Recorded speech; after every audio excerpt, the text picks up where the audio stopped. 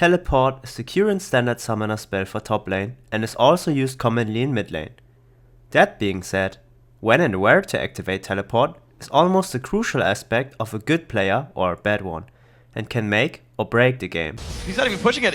Okay, here comes the TP though. Dominate forces to jump away. Oh Slow man, that position TP sucked! Yeah, it's gonna give a free. This video series will focus on different tips for teleport in different stages of the game, starting with the early game. On the left you will see the table of contents, so let's start.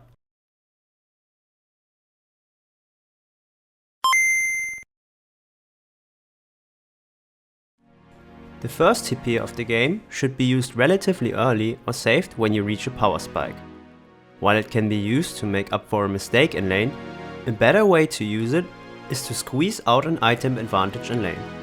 A very basic example would be if you would back with 750 gold, while you know because of a CS advantage you calculate that your enemy will only have roughly about 650. If you immediately back now, you can buy 2 longswords and a pot, while your enemy will most likely settle for a longsword with boots, which will leave you with a combat advantage for the next minutes. However, that doesn't mean you have to get a CS advantage in the first place to screw the enemy laner. Another thing to consider is having different item spikes and builds.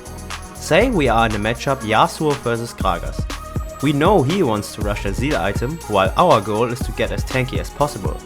If we reach roughly 1100 gold on both champions, backing now and teleporting back to lane will let us buy ninja tabbies, a fantastic item for his Yasuo by the way, while he has to settle for Zeal components. If he doesn't match your TP timing, you would have the option to manipulate the wave for your advantage when he comes back. Speaking of CS advantages, my next point is generating a lead via TP. Generating a lead with TP requires good decision making and a lot of experience. Every different scenario requires a different decision, hence I can't give you the one answer to everything.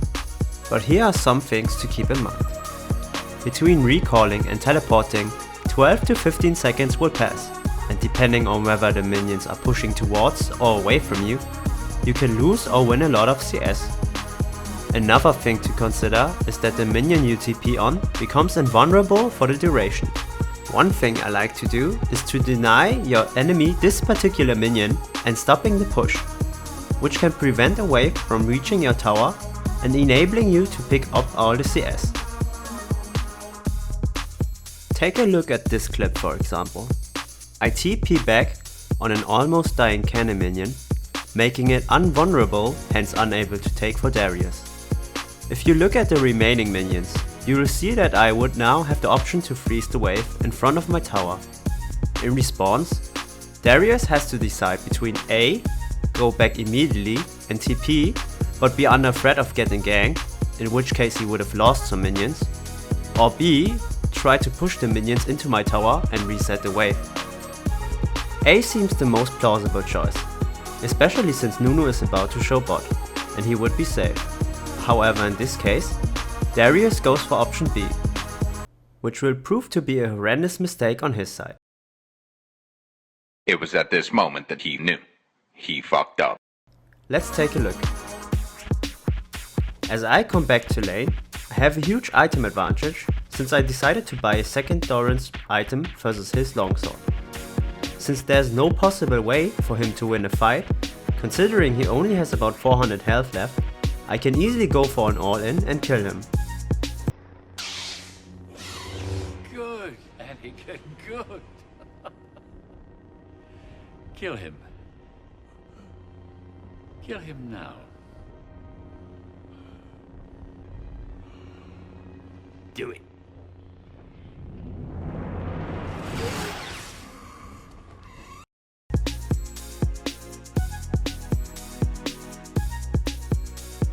Knowing that his TP is still up, I must decide between 2 options. A. Chunking my potions, freeze the lane and try to win the upcoming fights while not being able to spend my earned money, or B. Try to push him in and reset the wave and come back. I decide to go for B.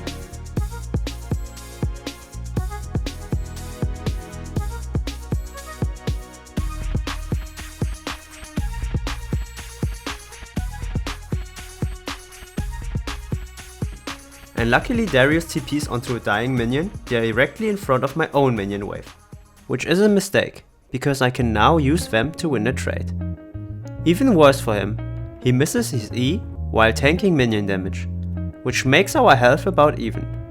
Knowing that his E is on cooldown, I can now go for an all-in, which would have killed him if I hadn't dashed into the wrong direction, allowing him to heal through his Q. Nevertheless, I managed to push the wave into his tower and finally spent my money. As I come back to lane, he didn't manage to push the wave in. I now have a combat advantage of roughly 700 gold, and Nunu being able to back me up in case that Elise is coming up to help him push. As I decide to set up a freeze, he responds by trying to push me in. Knowing again because of our item advantage, I would win an all-in, I try to bait him into a mistake, which finally happens. I don't even need to hit my W to kill him a second time, which results in me winning the lane and eventually winning the game. So to recap things, we started out by forcing Darius to decide between two options by denying him a cannon minion and freezing via TP. He went for the wrong decision, which we punished. Afterwards, he made a bad TP and using our advantage, we managed to punish him even further.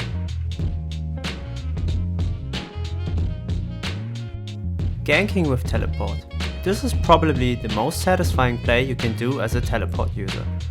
A good gank bottom lane with a TP can extremely frustrate the enemies, especially if you do it multiple times. A bad TP, however, can cause an enemy triple kill while your lane opponent gets turret first blood, a free loss in a lot of cases. Of course, League is a game of adaptation, and every decision is different for every scenario, but I will try to give you a general guideline on what to consider when you TP. First, the setup. Setting up a good TP is a team effort, or in this case the bot lane's effort. So for this step you need to actually communicate with your teammates and rely on them. But don't worry, there's also a more solo dependent way. But first, good wards for TP ganks are in my opinion the following. Here and here for blue side, and when you are red side you want them here, there and there. The reason for that is that you want the ward to be as deep as possible, because channeling and chasing could lead the bot lane to get away. Which is why you should always wait for them to overextend first, or else you give up free pressure for your enemy laner. If you don't want to rely on your teammates to set you up, wait for the enemy to make a mistake. If your bot lane is somewhat even or even better, they are ahead, countering a gank can be a game deciding play. Turning a false 3v2 where the enemies dive deep in and turn it around with your TP often leads to massive snowballing, like turret gold plus dragon.